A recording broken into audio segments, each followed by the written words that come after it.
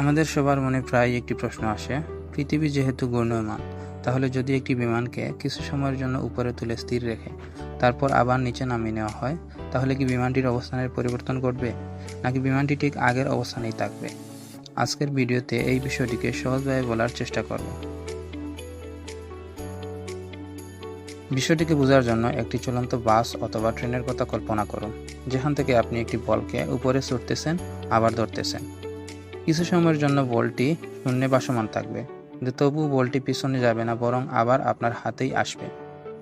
এই বিষয়টি কেন ঘটতেছে তা বুঝতে হলে আমাদেরকে আগে বুঝতে হবে জড়তার সূত্র। আর এই জড়তার সূত্রটি ভালোভাবে বোঝার জন্য আমাদের আগে এমন একটি অবস্থানে যেতে হবে যেখানে নির্দিষ্ট কোনো বস্তুর উপর পৃথিবী অথবা অন্যান্য কোনো গ্রহ বা উপগ্রহের আকর্ষণ বলের মান শূন্য। কেননা মহাবিশ্বের প্রতিটি বস্তুই একটি অপরটিকে নিজের দিকে আকর্ষণ করে, আর এই আকর্ষণ বলের মান হচ্ছে G × m1 × m2 / d²।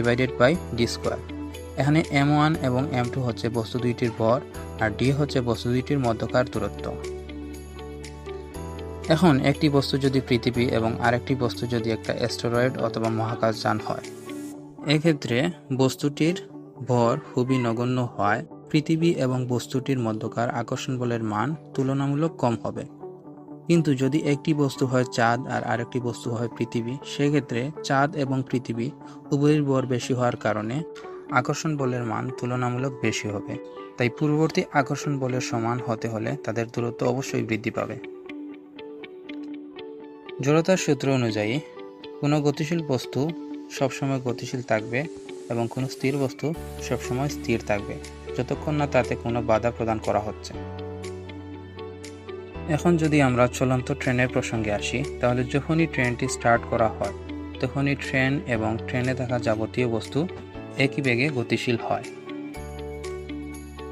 এবং এই গতি ততক্ষণ পর্যন্ত ঠিক একই থাকে যতক্ষণ না তাতে বাধা প্রদান করা হয়। সাধারণত ট্রেন বা বাসের ক্ষেত্রে ব্রেকের দ্বারাই বাধা প্রদান করা হয়।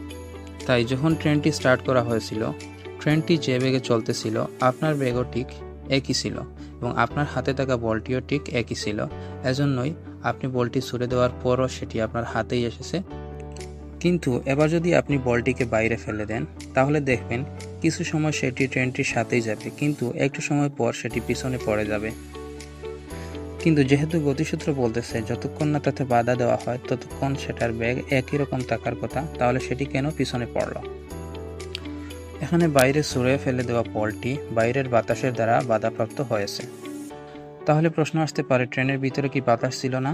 হ্যাঁ, ট্রেনের ভিতরে অবশ্যই বাতাস ছিল, কিন্তু যখনই ট্রেনটি স্টার্ট করা হয়েছিল সেটার সাথে সাথে তার মধ্যে যতগুলো বাতাস ছিল সেগুলো ঠিক একই বেগে গতিশীল হয়েছে, কিন্তু বাইরের বাতাসগুলো গতিশীল ছিল না। এজন্য বাইরের বাতাস বলটিকে বাধা দিলেও ভিতরের বাতাস বলটিকে বাধা দেয়নি। এবার আসি ভিডিও শুরুতে বলা বিমান এবং পৃথিবী প্রসঙ্গে। বিমানটি যখন পৃথিবীতে অবস্থান করছিল তখন সেটি পৃথিবীর রৈখিক বেগের সমান বেগে গতিশীল ছিল, এবং যখন প্লেনটিকে উপরে তোলা হয় তখন সেটি জড়তার সূত্র অনুযায়ী একই বেগে গতিশীল ছিল যতক্ষণ না তাতে বাধা দেওয়া হচ্ছে। এখন প্রশ্ন আসতে পারে, আমাদের চারদিকে তো বায়ুমণ্ডল রয়েছে, তাহলে বায়ুমণ্ডলের বাতাস কি বিমানটিকে বাধা দিচ্ছে না? উত্তর হচ্ছে না, কারণ আমাদের বায়ুমণ্ডল আমাদের পৃথিবীর সাথে সাথে একই বেগে ঘুরতেছে, এজন্য বায়ুমণ্ডল দ্বারা বিমানটি বাধাপ্রাপ্ত হবে না। তাই উপরে থাকা বিমানটিকে আপাতদৃষ্টিতে স্থির মনে হলেও সেটি স্থির নয়, বরং সেটিও পৃথিবীর সমান বেগে গতিশীল। আশা করি উত্তর পেয়েছেন। আর যদি আপনাদের কোনো বিশেষ প্রশ্ন থেকে থাকে তাহলে অবশ্যই কমেন্ট করবেন।